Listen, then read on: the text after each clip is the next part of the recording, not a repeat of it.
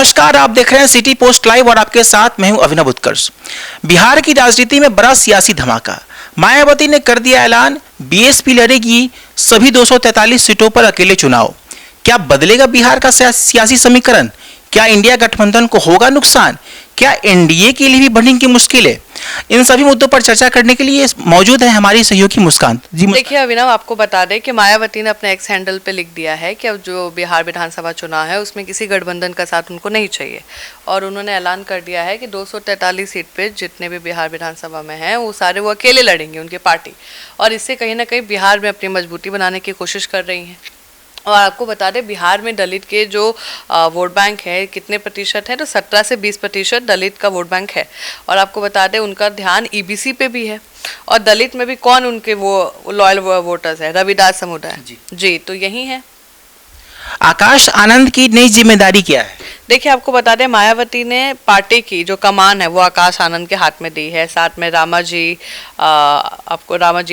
गौतम हो गए, और बिहार बीएसपी के जो इकाई के जो लोग हैं उनके हाथ में कमान दे रखा है बीएसपी का।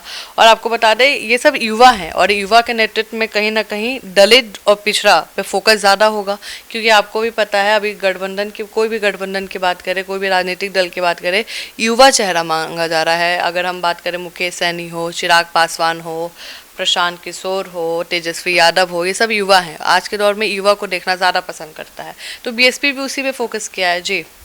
क्या इंडिया गठबंधन के लिए झटका साबित हो सकता है बीएसपी? देखिए आपको बता दें कि महागठबंधन में कौन कौन है। एक तो कांग्रेस है, राजद है, वीआईपी है और वामदल है। तो उसमें आप समझिए कि उनका कोर वोट बैंक क्या है, राजद का है एमवाई समीकरण, ठीक है। लेकिन कांग्रेस तो कहीं ना कहीं निशाना साधे हुए हैं दलित पे, अति पिछड़ा। आपको भी पता है कि बिहार में कोई भी दलित का मुद्दा होता है उसको कांग्रेस खींचती जल्दी है। राहुल गांधी बिहार में इतनी यात्रा कर रहे हैं और बिहार ज़्यादा घूम रहे हैं और दलित का मुद्दा उठा रहे हैं।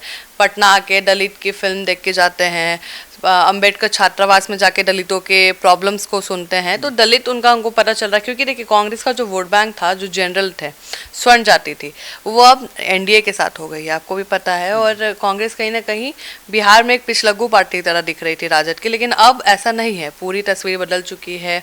नई टीम जैसे आई है, राहुल गांधी का जो कमान संभाल रही है बिहार में, वो बहुत स्ट्रिक्ट है। अब वो पिछलग्गू वाला काम नहीं कर रही है, अब अपने जनाधार को वापस बनाने की कोशिश कर रही है। और आपको भी पता है कि राहुल गांधी इसमें लगे हुए हैं, और दलित और अति पिछड़ा उनका तो अभी पूरा निशाने पे है कि इनको समेटना है। और बात रहा सीमांचल और मगध में, तो उसमें बीएसपी बढ़ते प्रभाव से इंडिया गठबंधन की चिंता थोड़ी तो बढ़ सकती है जी। क्या एनडीए के लिए भी चुनौती साबित हो सकता है? देखिए एनडीए में आपको बीजेपी है, जेडीयू है, एलजेपी है, मांझी हैं, कुशवाहा जी हैं, ठीक है। और अगर हम बात करें उनके वो वोट बैंक का, तो पासवान और महादलित आज भी एनडीए के ऊपर ज़्यादा भरोसा करती है, प्रो एनडीए वोटर्स हैं वो, ठीक है। और खाली जो डाउट है, जो खिसक सकते हैं एनडीए से, वो है रविदास वाले वोट बैंक जो हैं वो थोड़ा खिसक सकते हैं। बाकी एनडीए को इससे ज़्यादा अंतर नहीं हुआ, क्योंकि अगर 2024 लोकसभा चुनाव की बात करें तो एनडीए 30 जो है ना वो उसी वोट बैंक के आधार पर अच्छी सीटें जीती थी। चिराग पासवान की बात करें तो पाँचों सीट वो स्ट्राइक रेट बहुत अच्छा था, सारी सीटें जीते थे। तो एनडीए के लिए उतना दिक्कत नहीं है जितना महागठबंधन के लिए बढ़ेगी जी। अच्छा, बीएसपी को हमेशा वोट कटवा पार्टी क्यों कहा जाता है? देखिए आप समझिए, वोट कटवा इसलिए कहा जाता है क्योंकि बीएसपी हमेशा वोट ही काटती है, जीतती नहीं है। अब बीएसपी अगर 2015 की बात करें तो 243 सीट पे तब भी चुनाव लड़ी थी, जीती थी एक भी सीट नहीं, जबकि उनके वोट बैंक तो कहा जा रहा था कि 2% है।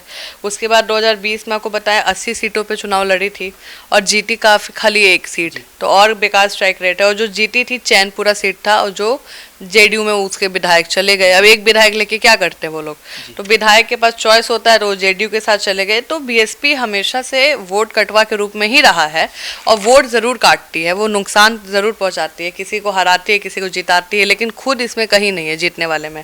और इनके वजह से कहीं ना कहीं जैसे AIMIM की जो पार्टी है या प्रशांत किशोर की जो पार्टी है, उसको ज़रूर कुछ फ़ायदा हो सकता है जी। तो आप देख रहे थे हमारी डिबेट को, आप इस पे क्या राय रखते हैं हमें कमेंट सेक्शन में ज़रूर बताएं। फिलहाल अभी के लिए इतना ही।